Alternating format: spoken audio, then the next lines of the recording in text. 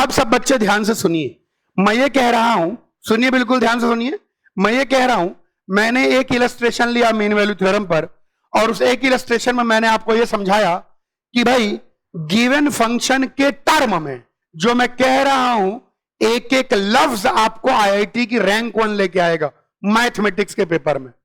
जो मैं कह रहा हूं बस वही सुनिए आप। अब सुनिए, जो है वो कह रहा था, कल मैंने क्या कहा था, कल मैंने बोला था गिवन फंक्शन के टर्म में एक ऐसा फंक्शन मानो जिसको डिफरेंशिएट करने पर वो आ जाए जो लास्ट में प्रूव करना है। याद आया? आज एक से एक क्वेश्चन लेंगे। आज मैं जितने क्वेश्चन लेने जा रहा हूं ये सारे क्वेश्चन प्रीवियस ईयर्स आईआईटी के पेपर से हैं, लेकिन इतने अच्छे क्वेश्चन हैं कि आमतौर पर बहुत सारे टीचर इनको नहीं लेते हैं। अच्छा, अब सब बच्चे इधर देखेंगे। क्वेश्चन क्या कहता है? क्वेश्चन कहता है कि f x is continuous and derivable. ये तो खैर सब में ही है, continuous and डेरिवेबल।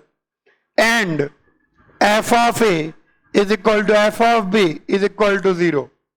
Show that there will exist some x, there will exist. Show that, गलत लिख दिया, show that for any real number alpha, show that for any real number alpha there will exist x epsilon alpha a comma b such that alpha into fx plus f dash x equal to 0। चलिए बात करते हैं। हमको दिखाना है कि कोई भी अल्फा ले लीजिए, कोई ना कोई x आपको मिलेगा ही मिलेगा। हमको दिखाना है कि कोई भी अल्फा ले लीजिए, कोई ना कोई x आपको मिलेगा ही मिलेगा, ताकि alpha f x plus f dash x 0। जो मैं कह रहा हूं वह सुनिए। ऐसे हर सवाल में आपको गिवन फंक्शन के टर्म में, यहां गिवन फंक्शन कौन है? एफ एक्स है। ऐसे हर सवाल में आपको गिवन फंक्शन के टर्म में एक ऐसा फंक्शन मानना है जिसको डिफरेंशिएट करने से वो आ जाए जो प्रूव करना है। क्या आप सोच पा रहे हैं? क्या आप सोच पा रहे हैं क्या मानूं मैं फंक्शन? क्या आप सोच पा रहे हैं कि क्या मानूं मैं फंक्शन? मैं बताता हूं, बहुत जोर से बुद्धि लगाऊंगा, बहुत दिमाग, क्या डिफरेंशिएट करूं, किसको डिफरेंशिएट करूं कि alpha f x plus f dash x आ जाए। बहुत दिमाग लगाना पड़ रहा है, बिल्कुल एकदम खोपड़िया गर्म हो गई है।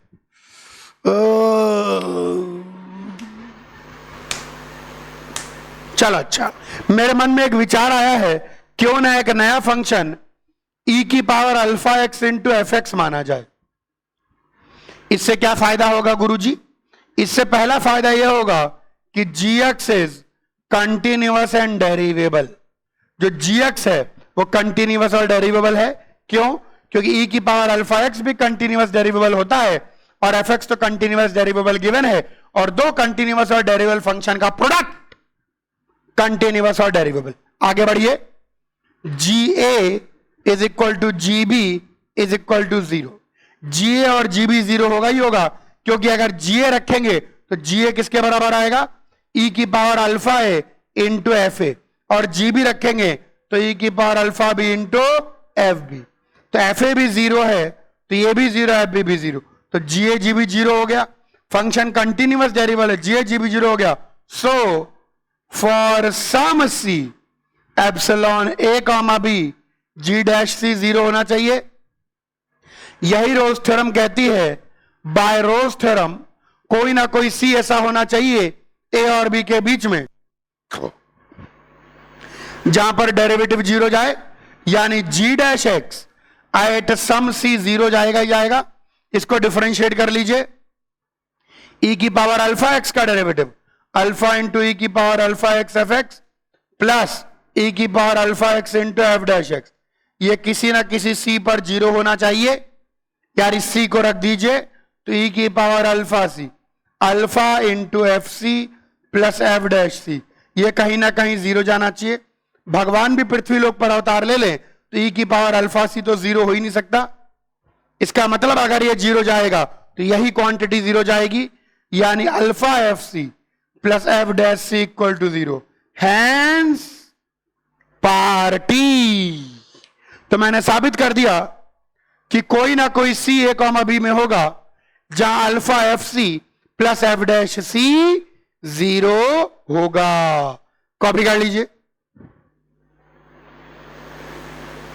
एक क्वेश्चन है, क्वेश्चन कहता है f x is continuous and डेरिवेबल।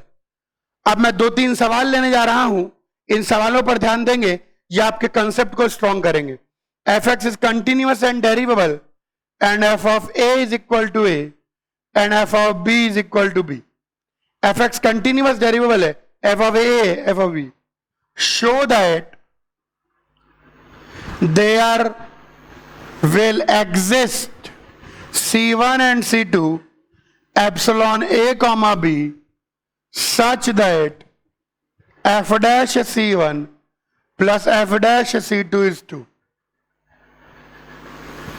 एक बार मैंने सवाल क्लास में दिया तो एक बच्चा हंसा, बोला गुरुजी हो गया। मैंने बताओ कैसे किया। अब मैं पहले आपको रॉन्ग मेथड बताने जा रहा हूं, फिर राइट मेथड बताऊंगा। उसने बोला गुरुजी by LMVT on f x in a comma b में LMVT लगाओ तो कोई ना कोई पॉइंट C1 होगा जहां पर ये f b minus f a upon b minus a होगा और ये b minus a upon b minus a 1 हो जाएगा। फिर से LMVT लगा दीजिए इसी फंक्शन पे ए कॉमा बी में, तो अब की बार कोई ना कोई एफ डैश C2 आ जाएगा, तो ये f b minus f a upon b minus a हो जाएगा, तो ये 1 आ जाएगा। जोड़ दीजिए, आंसर आ गया। बच्चे ने बुद्धि तो लगाई लेकिन गलत बुद्धि लगाई। क्या गलती की मैं बताता हूं, क्या गलती की। एक फंक्शन पे एक इंटरवल पे एक ही बार LMVT लगा सकते हो। अरे लैग्रेंजे ने बोला है, लैग्रेंजे ने एटलीस्ट 1 की एग्जिस्टेंस की गारंटी ली है। तुम तो एक इंटरवल में एक फंक्शन पे 200 बार LMVT लगाओगे और दिखा दोगे 200 C1 C2 एग्जिस्ट करते हैं। अरे एक फंक्शन पे एक इंटरवल पे एक ही बार LMVT लगाई जा सकती है।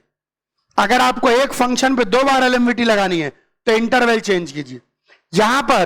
यहां पर भी f का डेरिवेटिव है, यहां पर भी f का डेरिवेटिव है, यानी LMVT रोज किस पर लगेगी, f पर लगेगी। क्यों f पर क्यों लगेगी? क्योंकि जिस पर हम LMVT रोज लगाते हैं उसका डेरिवेटिव फाइनली प्राप्त होता है। जिस पर हम LMVT रोज लगाते हैं उसका डेरिवेटिव फाइनली प्राप्त होता है। तो यहां फाइनली किसका डेरिवेटिव प्राप्त हो रहा है? यहां फाइनली f का डेरिवेटिव प्राप्त हो रहा है। अगर यहां फाइनली f का डेरिवेटिव प्राप्त हो रहा है तो किस पर LMVT रोज लगी होगी? f पर LMVT रोज लगी होगी। तो हमको यह समझ में आ गया कि LMVT और रोज किस पर लगानी है? f पर लगानी है। लेकिन एक ही फंक्शन पर 2 बार LMVT लगानी है तो इसका तो एक ही तरीका है कि अगर एक ही फंक्शन पर 2 बार LMVT लगानी है तो 2 अलग अलग इंटरवल चाहिए। एक फंक्शन में एक इंटरवल पे एक ही बार LMVT लगेगी।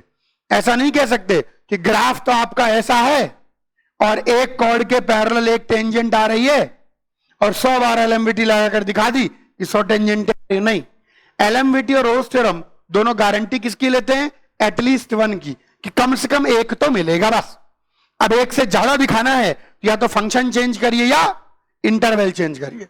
तो हमें समझ में आ गया कि LMVT और रोज जो भी लगाना है वो 2 बार लगाना है।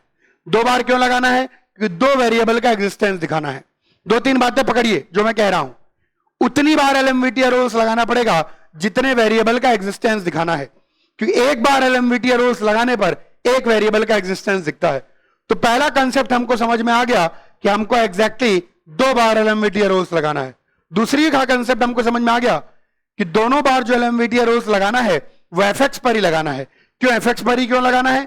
क्योंकि जिस पर आप LMVT और रोज लगाते हैं, क्योंकि जिस पर आप LMVT और रोज लगाते हैं उसी का डेरिवेटिव आता है। तो यहां दोनों में f का डेरिवेटिव है, यानी 2 बार लगेगा LMVT और रोज। चलिए अच्छा, दो बार एलएमवीटी रूल्स लगेगी और दोनों बार एफ पर लगेगी, तो इसका मतलब है कि मुझे अलग अलग इंटरवल चाहिए। तो मैं एलएमवीटी लगा देता हूं। किसी भी चीज को तोड़ने का बेस्ट तरीका क्या है? बीचों बीच से तोड़ दो। तो एलएमवीटी ऑन एफ एक्स इन ए से ए प्लस बी बाई 2 इसमें लगा देता हूं। तो कोई ना कोई पॉइंट C1 होगा जो कि f of a plus b by 2 इसके बराबर आ जाएगा।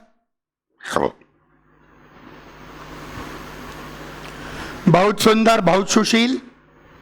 और एक बार एलएमवीटी लगा देता हूं फिर से एफ एक्स पर। कौन से इंटरवल में? ए प्लस बी बाई 2 से बी में।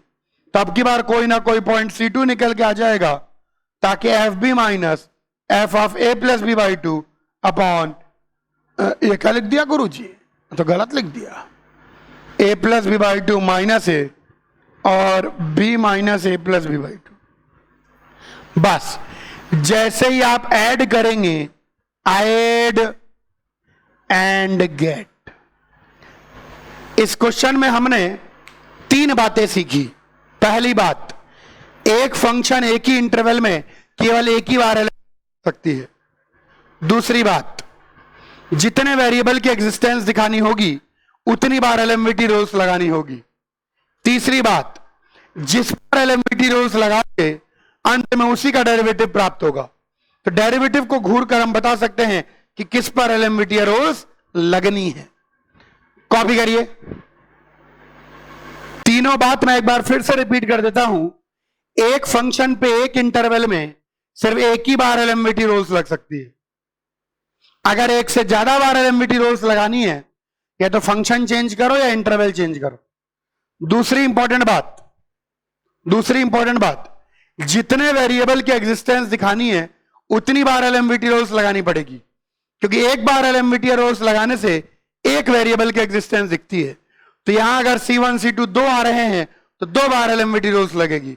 तीसरी बात, जिस फंक्शन पे एलएमवीटी रूल्स लगाते हो अंत में उस फंक्शन का डेरिवेटिव मिलता है। तो यहां दोनों में एफ डैश मिल रहा है, जो कि इस ओर इशारा है कि दोनों बार एलएमवीटी रूल्स किस पर लगेगी? एफ एक्स पर लगेगी। ठीक है। अब दोनों बार एलएमवीटी रूल्स अगर एफ एक्स पर ही लगेगी तो एक ही फंक्शन पर एलएमवीटी रूल्स कैसे लगाएंगे? इंटरवल चेंज कर देंगे। तो हमको जो इंटरवल गिवन था हमने उसके 2 टुकड़े कर लिए, 2 बराबर टुकड़े, और लगा दिया एलएमवीटी रूल्स। अब लगा सकते हैं, क्योंकि एक फंक्शन पे एक इंटरवल में एक ही बार एलएमवीटी रूल्स लगती है, जो कि केवल एक वेरिएबल का एग्जिस्टेंस दिखाती है। कॉपी करो। अभी अभी हमने क्वेश्चन किया और उस क्वेश्चन में थोड़ा एलएमवीटी और रूल्स की डेप्थ सीखी। अब एक और क्वेश्चन भर लूं। अब एक और क्वेश्चन हम करने जा रहे हैं जो इस बात की टेस्टिंग करेगा कि रियल में आपने वो जो गहराई जो इस क्वेश्चन में बताई उतनी गहराई में आप उतरे हैं कि नहीं उतरे हैं।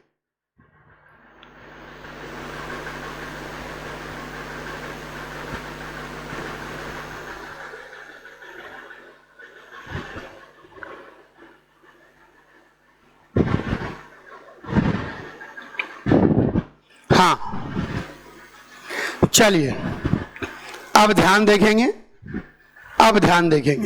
बहुत अच्छा क्वेश्चन। एक बार मैंने क्लास में बच्चों से बोला, मैंने क्या बोला? मैंने बोला f x and g x are continuous and derivable such that f0 is 5 and g0 is 0 and f2 is 8 and g2 is 1।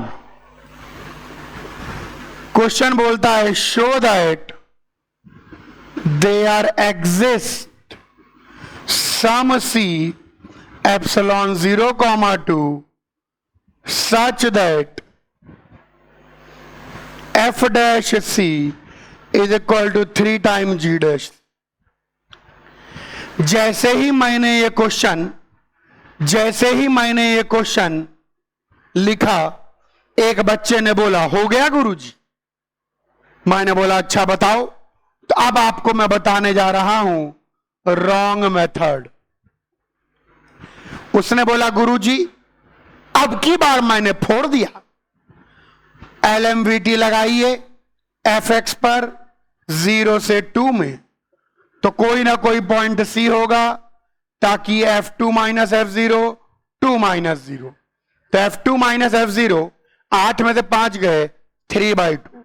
फिर LMVT लगा दीजिए गुरुजी gx पर।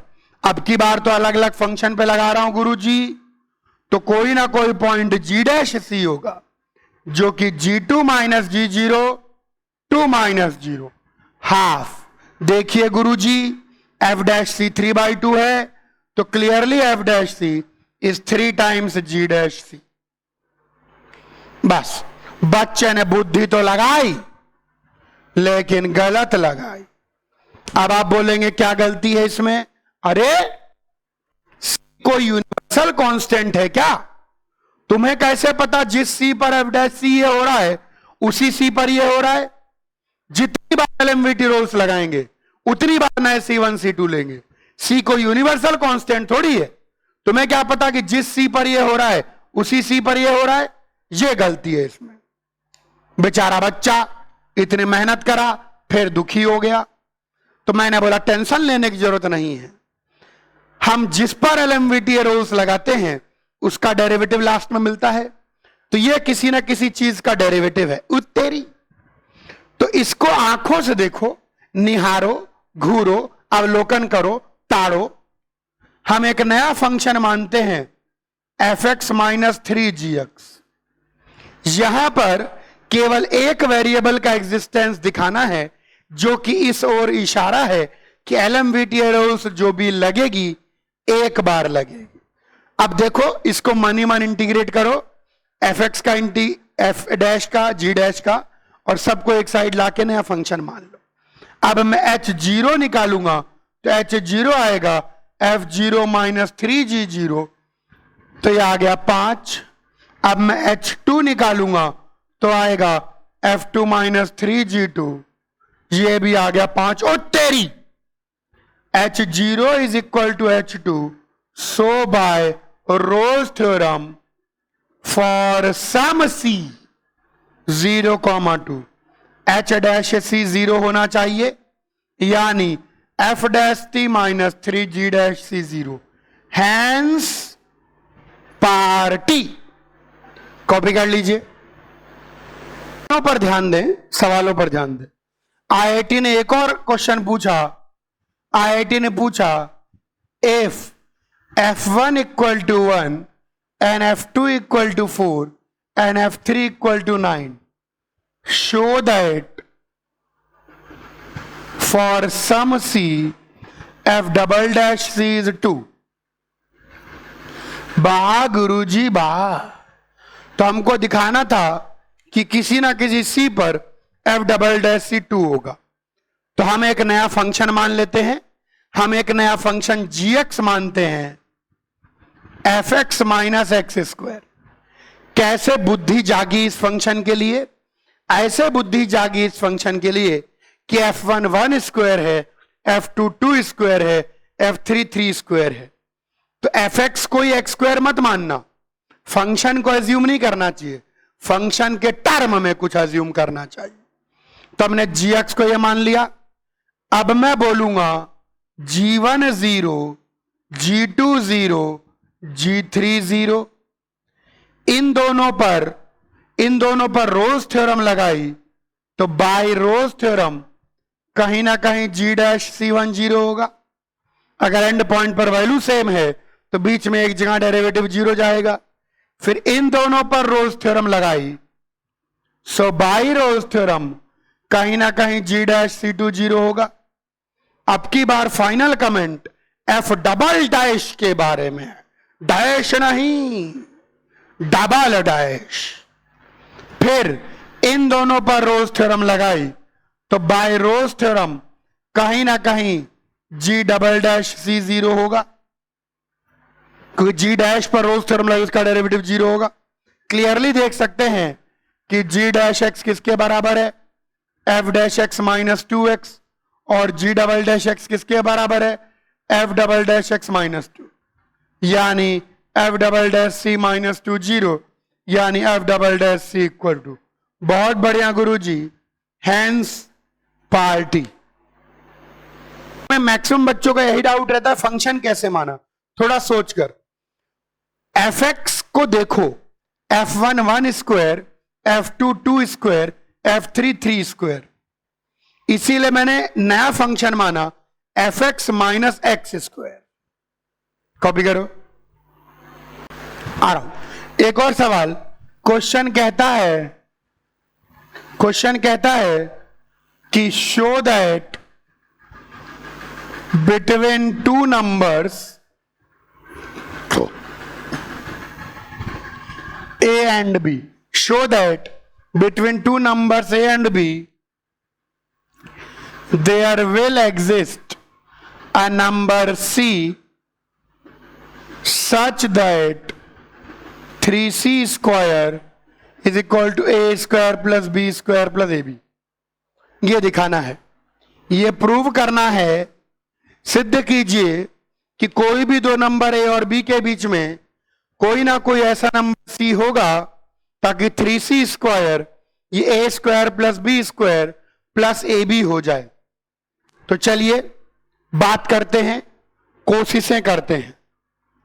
हम एक फंक्शन लेते हैं एक्स क्यूब, क्यों? क्योंकि जिसकी एग्जिस्टेंस दिखानी है C, वो हमको यहां 3C स्क्वायर दिख रहा है। तो मेरे मन में विचार आ रहा है कि किसको डिफरेंशिएट करने से 3C स्क्वायर आएगा, C क्यूब को। तो एफ एक्स एक्स क्यूब ले लिया, LMVT लगा दीजिए एफ एक्स का A से B के बीच में।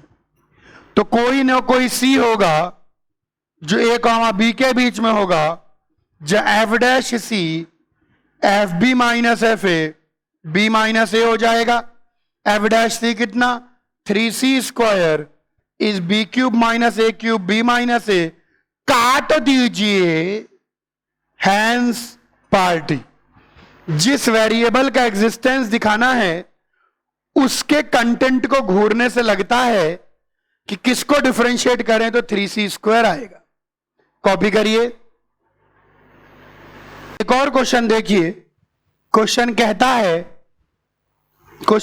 है इफ a नॉट एक्स की पावर n an x की पावर n माइनस 1, और करते करते an minus 1 x equal to 0 has a positive root alpha, then show that equation n a naught x की power n minus 1 plus n minus 1 a on x की power n minus 2 plus an minus 1 equal to 0 has a positive root less than alpha. बहुत easy question, शायद आपने मन ही मन कर लिया हो, या ना भी किया हो। इधर देखेंगे, ब्लू रंग का इस्तेमाल करेंगे। ये देखिए, इसको थोड़ी देर के लिए इसको एफ एक्स मान लेते हैं।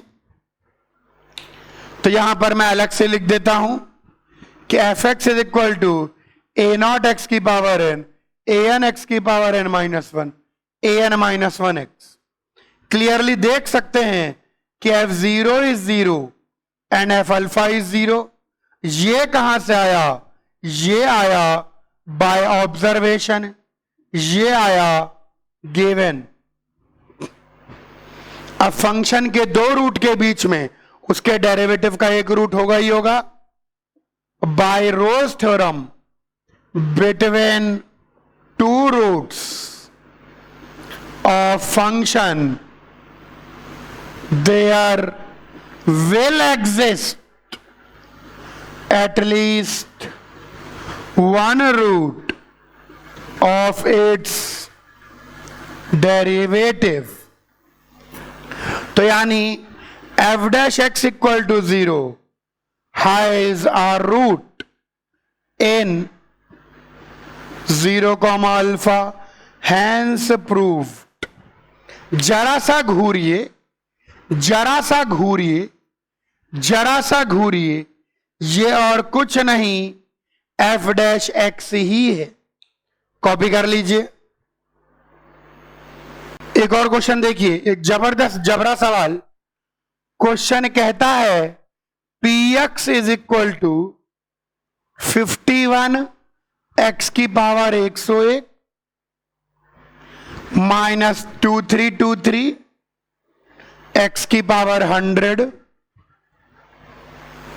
Minus 45x plus 1035।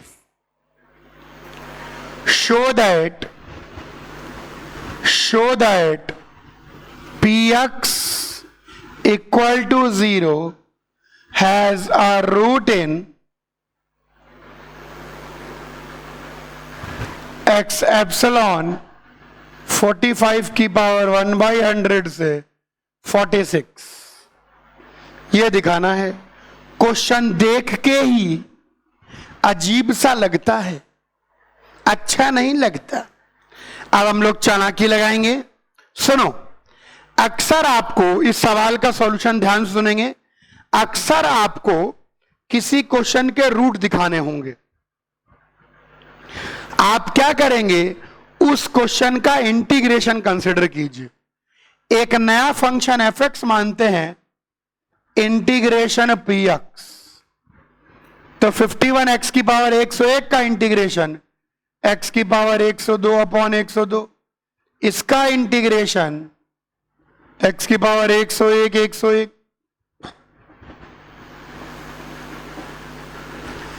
ये हमने कांस्टेंट ऑफ इंटीग्रेशन मत लगाइए, हमने एक नया फंक्शन एफ एक्स मान लिया।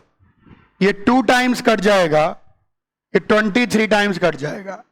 मैंने एक नया फंक्शन मान लिया, ये एक नया फंक्शन एज्यूम कर लिया 1035। देखते हैं क्या कर सकते हैं। ध्यान रखना, रोल्स थ्योरम और एलएमवीटी का फाइनल कमेंट डेरिवेटिव के बारे में है। रोल्स थ्योरम और एलएमवीटी का फाइनल कमेंट डेरिवेटिव के बारे में है, ठीक है। यानी फाइनल कमेंट डेरिवेटिव के बारे में है। हमें यहां किसके बारे में कमेंट करना है, हमें यहां इसके बारे में कमेंट करना है कि इसका रूट है, तो इसके बारे में कमेंट करना है। यानी ये किसी चीज का डेरिवेटिव होना चाहिए, इसीलिए इसका इंटीग्रल हमने ले लिया। अब जरा घुरियाइए, अब जरा घुरियाइए। 1035 होता है 23 इंटू 45। इन दोनों में से x की पावर 101/2 कॉमन ले लें, तो यहां x माइनस 46 आ जाएगा। इन दोनों में से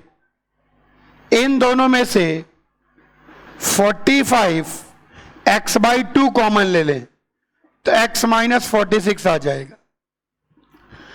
x माइनस 46 आ गया, और यहां x की पावर 101/2 45x/2, यहां से x/2 कॉमन ले लें। अरे रे रे रे रे, क्या उत्तर आ गया है। अब देखिए, अब मैं यहां से बोलूंगा कि f x has roots x equal to 46 and x equal to 45 की पावर 1/100। एफ एक्स के ये 2 रूट हैं। So by Rolle's theorem f dash x equal to 0 will have a root in x epsilon 45 की power 1/100, hence power t।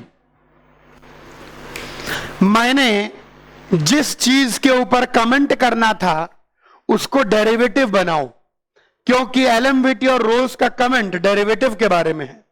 तो हमने इसका integral लिया और फिर इंटीग्रल का डेरिवेटिव आ गया। कॉपी कर लीजिए। इसमें अगर कांस्टेंट टर्म आप जोड़ भी देते हैं तो भी कोई फर्क नहीं पड़ेगा, तो भी तुम्हारा यहां पर plus c plus c plus c लटका रहेगा, तो भी इन दोनों पॉइंट्स पर फंक्शन की वैल्यू 0 आने के बाद सी आ जाएगी, फिर भी रोल्स थ्योरम होल्ड करेगी। लेकिन ज्यादा बेटर है कांस्टेंट टर्म के पछड़े मत पढ़ो, पढ़ते भी हो तो भी कोई दिक्कत नहीं है। एक क्वेश्चन और जबरदस्त क्वेश्चन कहता है, show that between two roots of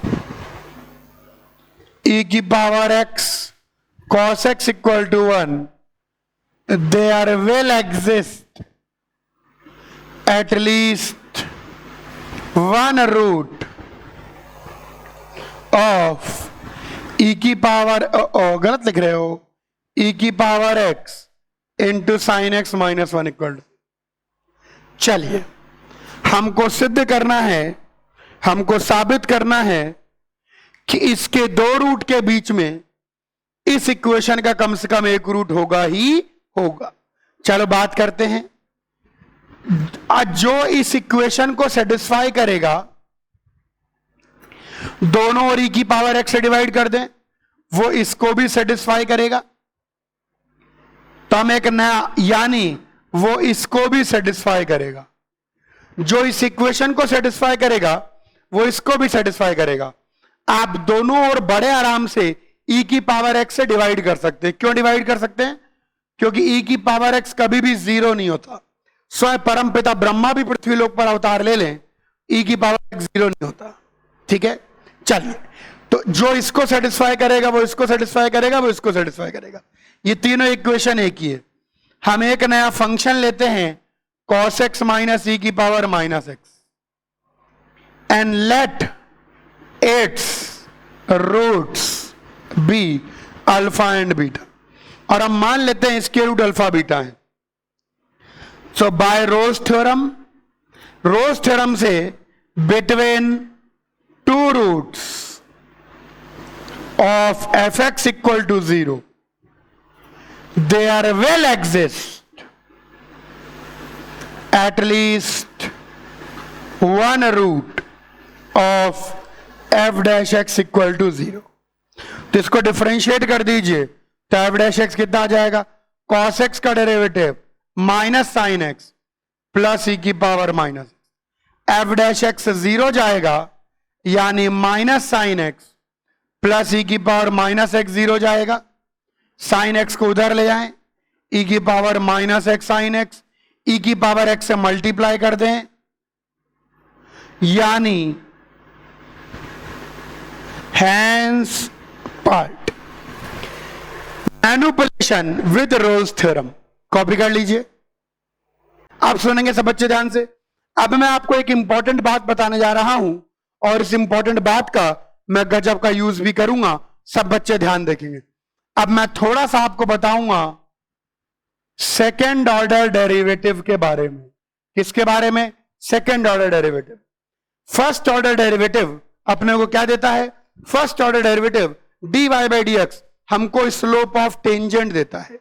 dy by d x क्या देता है? स्लोप ऑफ टेंजेंट देता है। सेकेंड ऑर्डर डेरिवेटिव का मतलब y डबल डैश या d square y by d x square. सब बच्चे बोर्ड पर देखेंगे और जो मैं समझा रहा हूं उसको समझेंगे। सुनिए बिल्कुल ध्यान से। Second order derivative, please look on the board very carefully.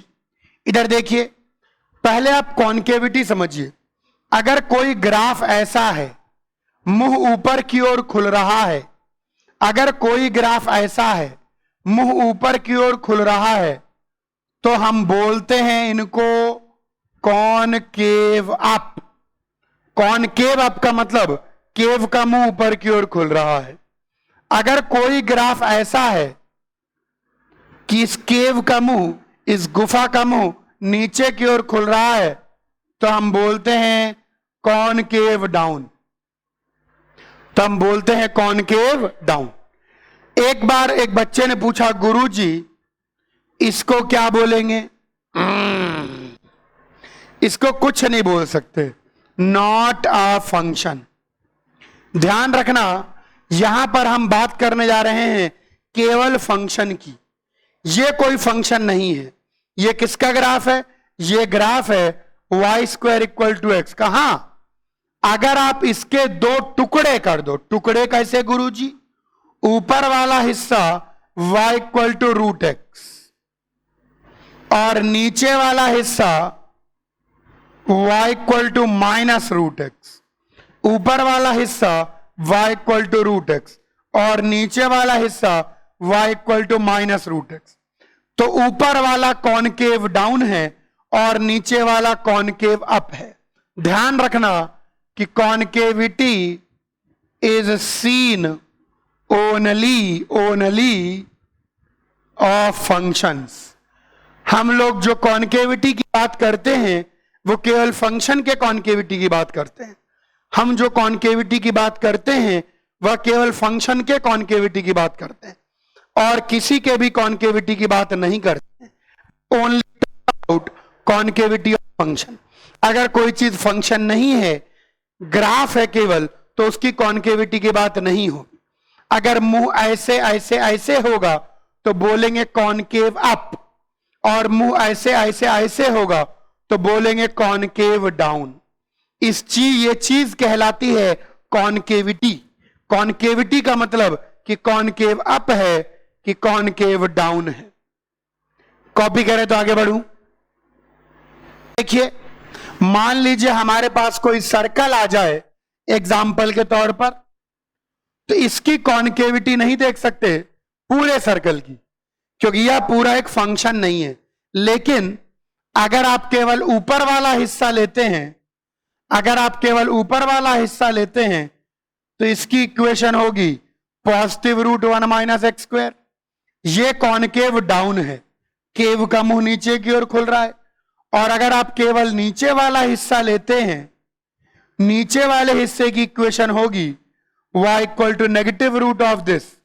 इसका मुंह ऊपर की ओर खुल रहा है, ये कॉनकेव अप है।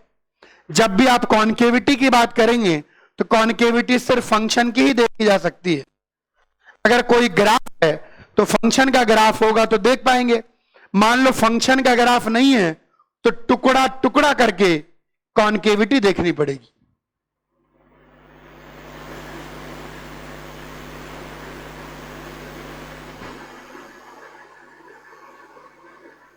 एक और बात बच्चों के मन में आती है कि सर इस लाइन की कॉनकेविटी क्या है? लाइन की कोई कॉनकेविटी नहीं होती। लाइन ऐसे है, किसी भी लाइन की कोई कॉनकेविटी नहीं होती। अभी अपन और डिटेल में पढ़ेंगे। कॉनकेविटी सिर्फ कर्व की होगी, कर्व की। मतलब लाइन की कॉनकेविटी नहीं होगी, कर्व की कॉनकेविटी होगी। लाइन की कोई कॉनकेविटी नहीं होगी। ये नहीं कि लाइन ऐसे है, सर ऊपर देख रही है, सर लाइन ऐसे है नीचे देख रही है, नहीं। लाइंस की कॉनकेविटी नहीं होती।